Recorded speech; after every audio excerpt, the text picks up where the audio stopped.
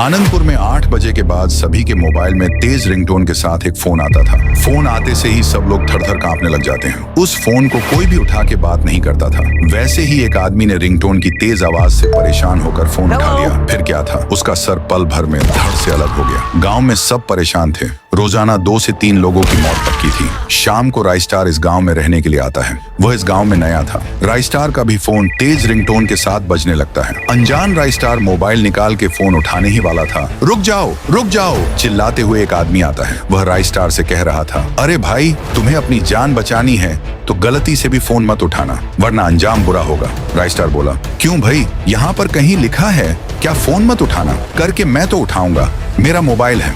आदमी हाथ जोड़कर बोला, बस फोन मत उठाना, मैं सब बताता हूँ। उससे पहले कि वह आदमी कुछ और कह पाता, बाजू से एक और नया शख्स आता है। उसने भी वही गलती की, फोन उठा लिया और तुरंत उसका सर धड़ से अलग हो जाता है। राइस्टार की आंखें फटी की फटी रह जाती हैं। वो आदमी बोला, देखो, मैंने कहा था ना, फोन मत उठाना, वरना तुम्हारी भी हालत इस इंसान जैसी हो जाती। यहाँ पर 8 बजे के बाद जिसने भी इस फोन कॉल को उठा लिया, उसकी हालत ऐसी ही होती है। राइस्टार बोला, ये क्यों हो रहा है और कब से हो रहा है? वो आदमी बोला, अच्छा होता कि हम सब लोग उस पक्षी राज की बात मान लेते। 13 साल पहले ये गांव बहुत खूबसूरत हुआ करता था। यहाँ पक्षियों की छलछल हुआ करती थी और इस गांव में पक्षीराज नाम का आदमी रहता था।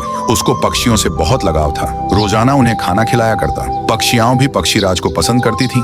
पक्षीराज दिन भर उन्हीं के साथ बातें करता और वक्त बिताता। पर एक दिन ऐसा आया कि सभी लोग अपनी जमीन, खेत चंद पैसों के लिए कंपनी को बेच रहे थे ताकि कंपनी वाले उस जमीन पर टावर बना सके। पक्षीराज बोला, रामपाल, तूने भी अपनी जमीन कंपनी वालों को बेच दी?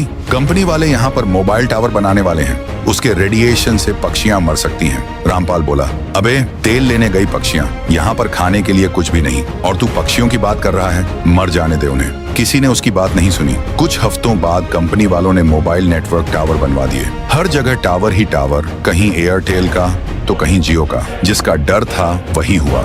धीरे धीरे आधे से ज्यादा पक्षियां उन टावरों के रेडिएशन से मरने लगी। पक्षीराज अपने सामने पक्षियों की लाशें देखकर अंदर और बाहर से टूट चुका था। आखिरकार उसने एक दिन उन्हीं टावर पर फांसी लगाकर आत्महत्या कर ली और तभी से उसकी आत्मा इस गांव को सताने लगी।